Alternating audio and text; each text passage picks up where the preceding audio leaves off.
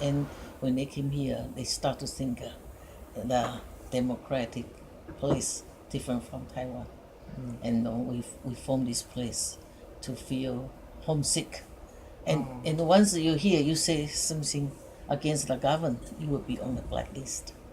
So 我们就来这里 we can talk about. So it's nothing to do with politics because if you talk against the government and you Yeah, but when we're here, we can say what we like, but to each other. But then you become a blacklist. On the blacklist, you cannot go back to Taiwan because you had the records of saying bad things about Taiwan's government. But then after until 1987, the end of that, and then we don't have that martial law in Taiwan. But you talk about this organization's establishment was because so many people were homesick Yeah, about homesick. Taiwan, so Right. it's a very cultural thing, Right, and right. people feel nostalgic about it. Nostalgic, yes. But then, like decades passed, and how do you Decades, see the difference between this generation, like Taiwanese American Yes. or Chinese American, and the generation that built up this organization? Well, it starts with, I told you, most of the graduate students. And we'll feel nostalgia. We'll come here to sing the song, to eat our food, and to talk to each other, to speak our language, and have a place to come. And, all the facility. And if some people, like from Taiwan, political people or artists or performer, entertainer, we welcome them to perform for us right here. And we also open to the community. We have a Naifu Steinway, just as Carnegie and the Lincoln Center have. So we have many concerts going on. And the musical students, they come here to play. The musical school recital take place in our place. And the kids play on the Steinway. Parents take a picture. And the kids might not study piano anymore, but the picture stays with the concert grade.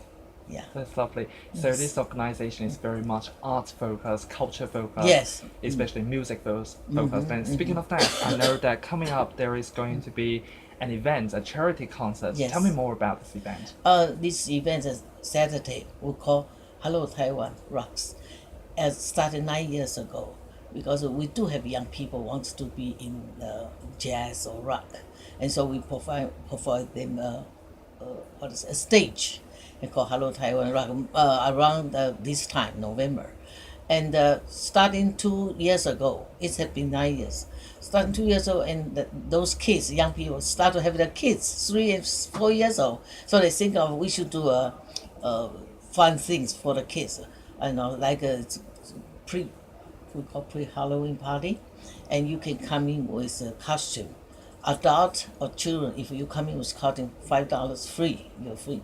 And the children has a costume competition, and you choose see what's the most, interesting, winning.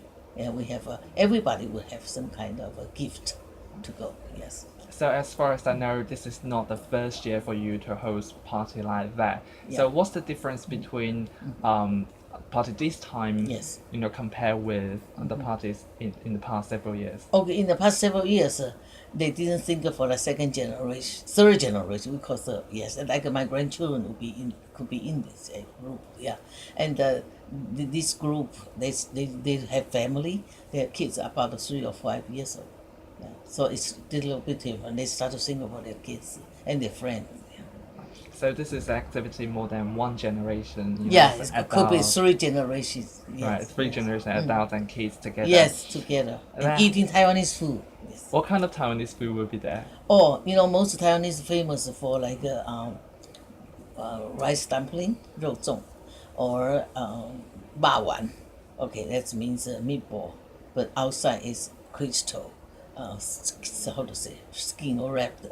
And like famous for the sausage, yes. Or maybe some cold drink, bubble tea. Yes. Yeah. So we have music, we have costume competition, and we have delicious Taiwanese food. Yes. How well do you think this kind of event can pass on Taiwanese culture and and bridge the gap between generations? See, like my friend Ya Ling, she has been teaching the second generation how to make a Taiwanese food at Saturday for more than 10 years. Yeah, she hosts like a teaching class, also pass down the cuisine. Yes, and well, people like our food.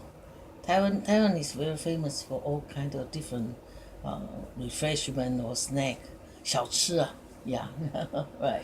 Yeah, of course, Taiwan snacks are very famous, Yes. especially the street called Shili Night Market. Right. And it's this organization or this kind of event was, started since typhoon disaster in Taiwan, Yes, yeah. and that's about 9 years ago. And the event this year would be, hosted in a very special backdrop. That is, as we all know, like the day before yesterday, like something terrible happened Yes, yeah. in Taiwan on about a train between Taichung and Taipei. So, what's your thoughts on that? And what your organization is going to be, what's your organization going to do, like in terms of that? This just happened, and originally our profit will goes to Red Cross, yeah, for the Long Island section, because one of the organizer, Jiang Mingxin, he is the president of a Taiwan Merchant Commerce, and so original, like last year we did give about $10,000 for the Red Cross in Long Island, and this year they plan to do the same thing too. Yeah, but this train disaster happened, suddenly, and I think that we will do something about it, but we have to talk to the board. Right.